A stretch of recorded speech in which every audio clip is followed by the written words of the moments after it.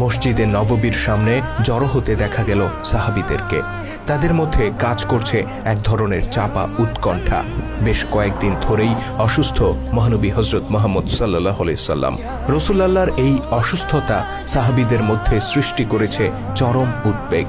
কারো চোখে ঠিকমতো ঘুম নেই, হৃদয়ে এতটুকু সুখ নেই। একটি প্রবল আশঙ্কা, চরম অস্থিরতা তাদেরকে ঘিরে ধরেছে। মসজিদে নববীর পাশেই ছিল নবীজি সাল্লাল্লাহু আলাইহি সাল্লাম এর ঘর।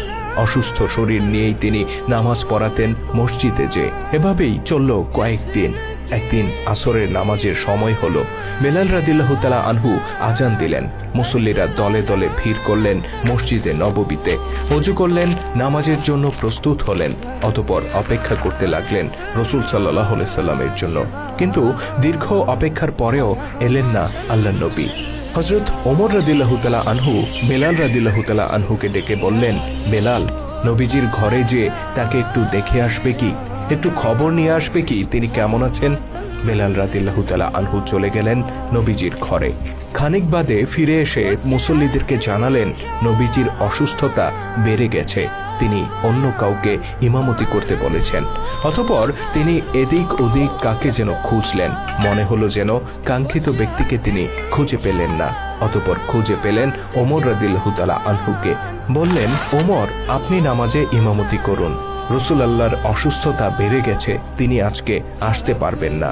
নবীজির ঘর থেকে বেরিয়ে বেলাল রাদিয়াল্লাহু তাআলা আনহু যখন একথা বললেন, তখন ওমর রাদিয়াল্লাহু তাআলা আনহু ধারণা করলেন হয়তো রাসূলুল্লাহ নিজেই এই নির্দেশ দিয়েছেন।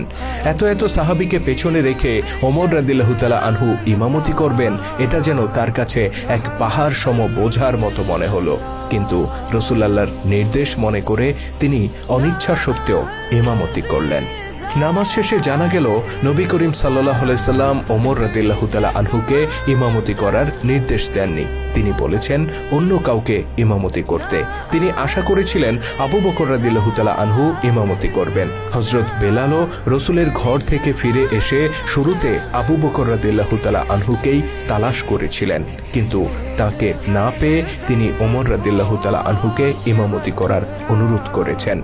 হযরত ওমর রাদিয়াল্লাহু তাআলা আনহু এই বিষয়টি জানার পর বেলালকে ডেকে বললেন, তুমি কেন আমাকে ইমামতি করতে বললে? আমি ভেবেছিলাম এটা রাসূলুল্লাহর নির্দেশ। যদি জানতাম এটা রাসূলুল্লাহর নির্দেশ নয়, তবে আমি কখনোই ইমামতি করতাম না। বেলাল রাদিয়াল্লাহু তাআলা আনহু বললেন, আমি আবু বকরকে না পেয়ে ভাবলাম আপনি নেতৃত্ব দেওয়ার যোগ্য, তাই আপনাকে অনুরোধ করেছি। খানিক বাদে মাগরিবের নামাজের একটু আগে মসজিদে নববীতে আসতে দেখা গেল হযরত আবু বকর রাদিয়াল্লাহু তাআলা আনহুকে। ওমর তাকে দেখা মাত্র ছুটে গেলেন। বললেন, হে আবু বকর, আপনি কেন এত দেরি করে এলেন? আপনার অনুপস্থিতিতে পাহাড় সমান বোঝা আমার উপর চাপানো হয়েছে। আবু বকর রাদিয়াল্লাহু তাআলা আনহু জিজ্ঞেস করলেন, কি হয়েছে ওমর?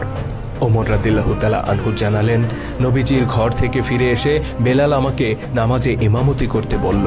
আমি ভাবলাম এটা হয়তো রাসূলুল্লাহর নির্দেশ, কিন্তু যখন রাসূলুল্লাহ তার গৃহ থেকে আমার তাকবীর ধ্বনি শুনতে পেলেন, তিনি বললেন, না না, এখনো আল্লাহর পক্ষ থেকে নির্দেশ আসেনি। তিনি বললেন, আবু বকরকে বলো ইমামতি করতে। অতঃপর দুঃখ প্রকাশ করে ওমর রাদিয়াল্লাহু তাআলা আনহু বললেন, যদি জানতাম এটা রাসূলুল্লাহর নির্দেশ নয়, এটা কেবল বেলালের অনুরোধ, তাহলে আমি কখনোই এই কাজ করতাম না। হযরত আবু বকর রাদিয়াল্লাহু তাআলা আনহু বললেন, রাসূলুল্লাহ কি এতটাই অসুস্থ যে অন্য কাউকে নামাজে ইমামতি করতে হচ্ছে? ওমর রাদিয়াল্লাহু তাআলা আনহু জানালেন, তার ব্যথা আগের চেয়ে অনেক বেড়ে গেছে। মসজিদে আসার মতো শক্তি এখন আর তার নেই। অগত্যা মসজিদে নববীতে প্রবেশ করে মাগরিবের নামাজে ইমামতি করলেন হযরত আবু বকর রাদিয়াল্লাহু তাআলা আনহু। এরপর থেকে রাসূল সাল্লাল্লাহু আলাইহি সাল্লামের অনুপস্থিতিতে তিনি নামাজে ইমামতি করতে লাগলেন। শুধু দর্শক, এটা ছিল 11 হিজরির রবিউল আউয়াল মাসের ঘটনা। বাহ্যিকভাবে দেখতে গেলে এটা ছিল একটি সাধারণ ঘটনা, কিন্তু গভীরভাবে পর্যবেক্ষণ করলে এটা কোনো সামান্য ঘটনা ছিল না। এই ঘটনার মধ্যে অন্তত দুটি তাৎপর্যপূর্ণ বিষয় জড়িত ছিল। প্রথমত, রাসূল সাল্লাল্লাহু আলাইহি সাল্লাম নির্দেশ দিলেন আবু বকরকে বলো ইমামতি করতে। রাসূল সাল্লাল্লাহু আলাইহি সাল্লামের এই নির্দেশের মধ্যে এটা স্পষ্ট ছিল যে তার অনুপস্থিতিতে জাতির সর্বোচ্চ নেতা হবেন আবু বকর।